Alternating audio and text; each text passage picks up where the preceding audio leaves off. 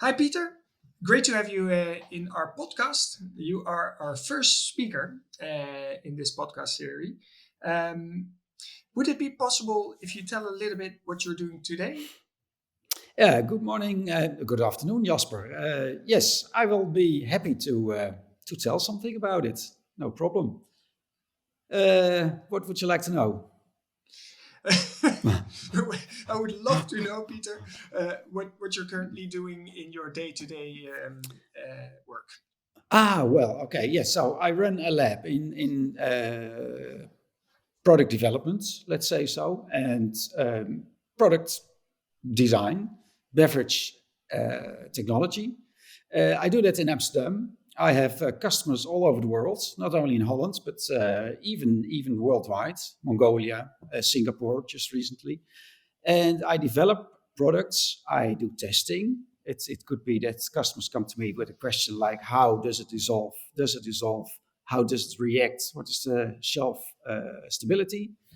I do some research on that, and I prepare reports or I prepare prototypes in order for the customer to judge that. So that means that you must be actually on top of what is happening in the entire beverage industry. Um, or maybe that's a bit too big. I know you're going to say that anyway. But what would you see as the major trends, or where are the questions coming from? Yeah, the major trends what you see is really natural and in combination with functional. So it is both combined together. That's what most of my projects are about right now. And can you give us a specific example? Like, is it active ingredients or natural active ingredients, or Yeah, that can be active ingredients like caffeine from botanical source, like guarana, like cola nuts. It can be flavonoids from tea extracts, that kind of stuff, and then combined. Well, not combined. That's already in the question. Of course, it should be botanical and it should be healthy and it should be adding something to the product. So we are far from let's say the past where it should be only nice tasting like a cola or a orange drink. It should have something in it and it should be natural and it should be healthy. That's what I'm seeing right now, basically. oh, cool. And obviously, these ingredients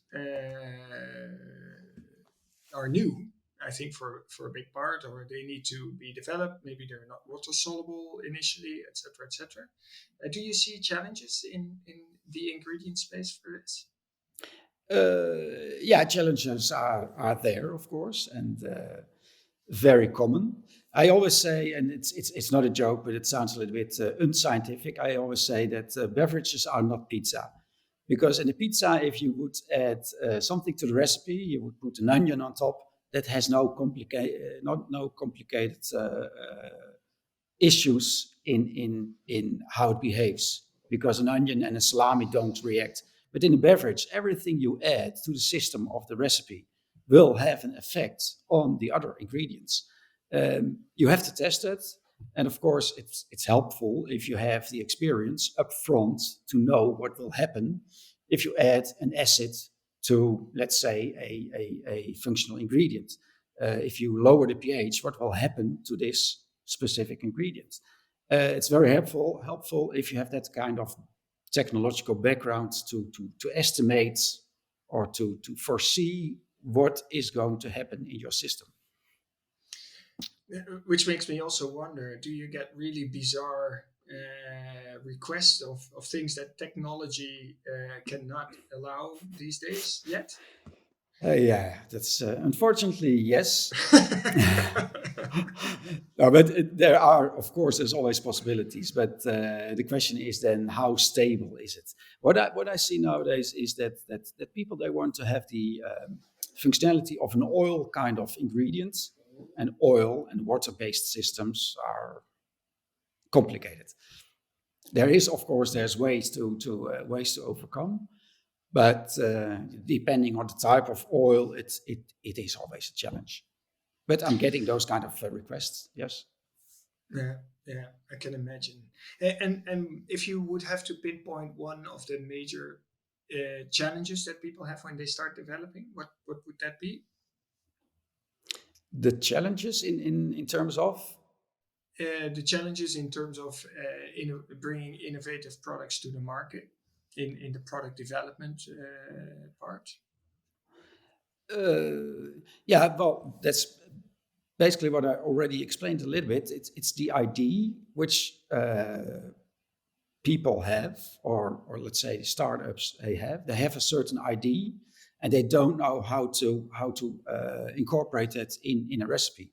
So they have a very nice idea about functionality and how it should look like and how it should be packed.